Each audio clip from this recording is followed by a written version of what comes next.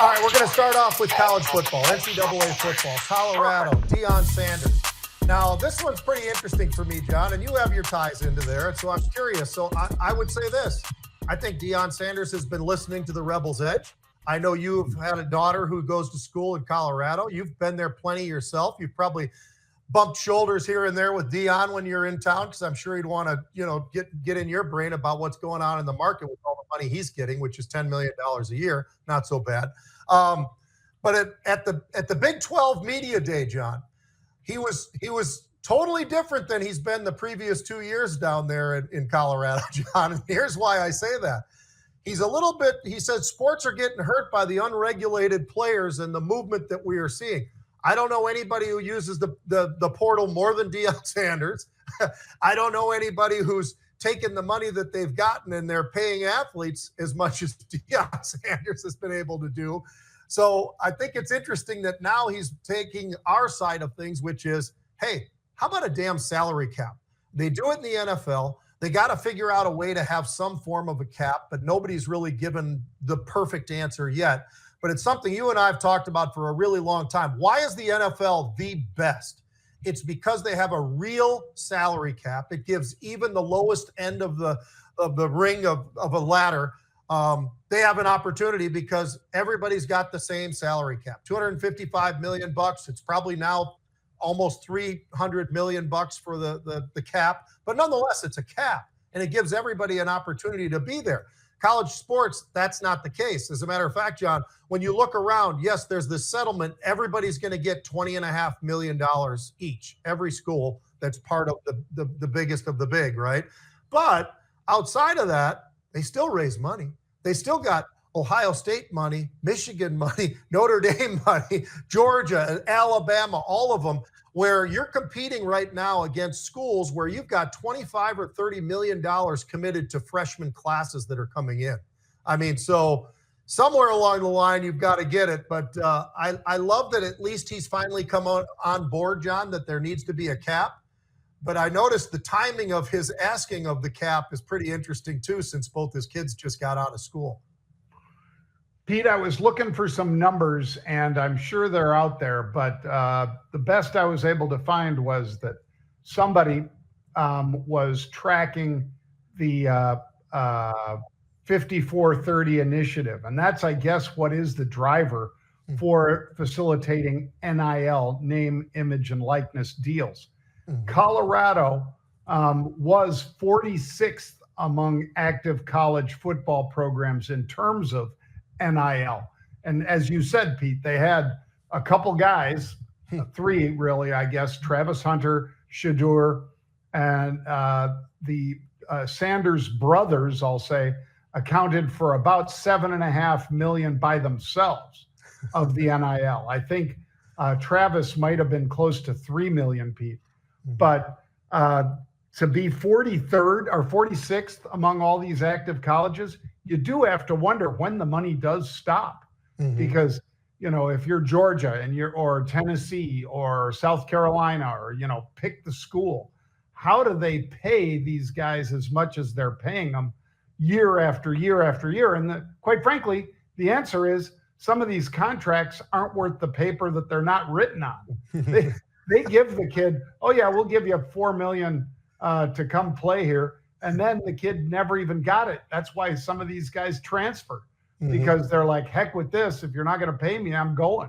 And I think, I'm not saying it's ruined the game, but it certainly changed the game. The portal changed it and the NIL, and they could do a good deed for all of these sports by putting an overall cap on how much they can spend. I think that's just the right thing. Yeah, it's got to happen at some point in time. Who knows when? But, he was very adamant at the Big 12 media conferences, John, about that number and having to get a cap. So I'm glad he's on that board now, but I wish he'd have been on there a year ago, maybe, just to make it look a little bit better. As far as the NFL, I thought this would be a fun one because we're not that far away from the camps getting started again, right? So I'll give you my 5, and then you can criticize it as much as you want or move guys around. But I got the top 5 quarterbacks in the NFL for 2025 for you. I'm going to start off with Lamar Jackson. I put him at number 1 Now, there's a lot of good arguments for other guys, so I get it. But here's why I put him at number one. John, the guy threw for 41 touchdowns, very high. How many interceptions? 4. There's some guys who have 4 in a game. Lamar Jackson had 4 for the season, 17 games. He also ran for 900 yards, and he got a couple of touchdowns doing that. Joe Burrow was 43-9. Not so bad, pretty damn good. He doesn't even have a defense there, so that's something that they got to work on. They got to help him with the offensive line too, but that's a hell of a one. So I love what he's doing. Josh Allen, 28-6, but the guy's big as a tight end, can runs the ball really well as a quarterback. They probably wish he wouldn't do it as much as he's done it, but Buffalo's got that new stadium they're building. It looks unbelievable. And I think that that's going to be the house that Josh built, because Josh Allen is special. Baker Mayfield, that's my kind of dark horse that I'm throwing out there, because nobody seems to want to give the kid credit ever since he failed as the first pick in the draft at Cleveland. Okay. Carolina didn't really do all that great. Okay. I think he bounced to San Francisco for a minute or two. Didn't do anything really there. And then all of a sudden he comes to Tampa. He gets to Tampa, and what does he do? He lights it up. This past year, he had 41 touchdowns and 6 interceptions. So I have to put him in there, John. And then last, I'll throw in Jared Goff. But the problem for Jared is they lost the offensive coordinator, lost the defensive coordinator. The offense is obviously going to be a little bit different.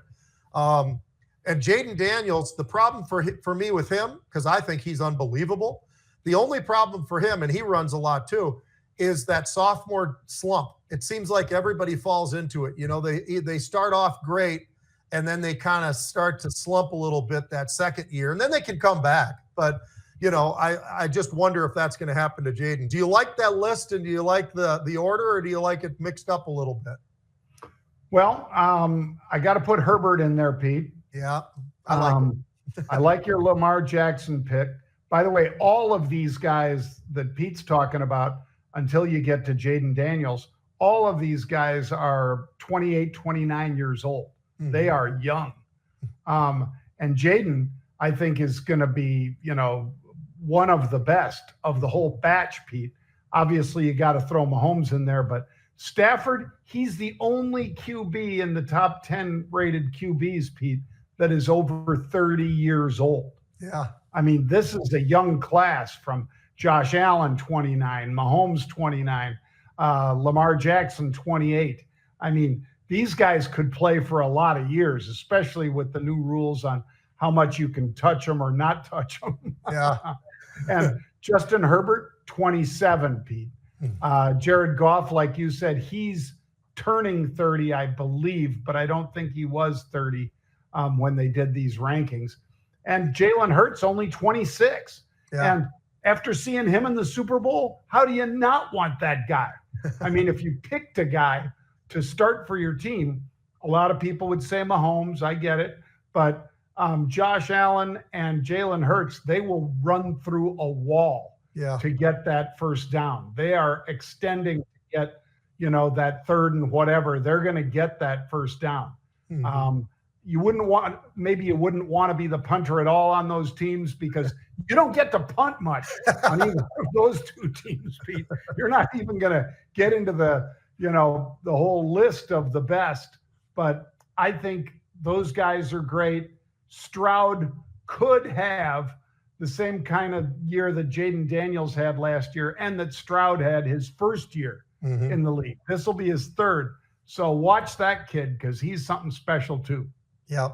Some great quarterbacks, and the Big 12 has got some great quarterbacks this year, John, too, as far as the draft. People are starting to talk about this coming draft already, even though we haven't even started the season yet for college football. But people are already saying, you know what, the Big 12 is really deep on quarterbacks. And if that's the case, I'd even say, well, probably the Big 10 is pretty deep as well, because there's some pretty damn quarterbacks in the Big 10 that are, I think, going to be pretty high up picks as well. So there's another young group that's going to be coming, and it's going to be pretty interesting. Even the draft this year was pretty interesting. There was more guys, quarterbacks going in this year's draft than everybody predicted as far as the first round and so forth. So, it's out there, and the Vikings are going to run with their guy who they got last year. They traded all the way up to the 10th pick with JJ, and that kid's going to be special. The more they show highlights here, John, And I know it's just highlights. You're not getting a rush on him or anything. That kid is just really accurate. And all you got to do is look at his past, what he did.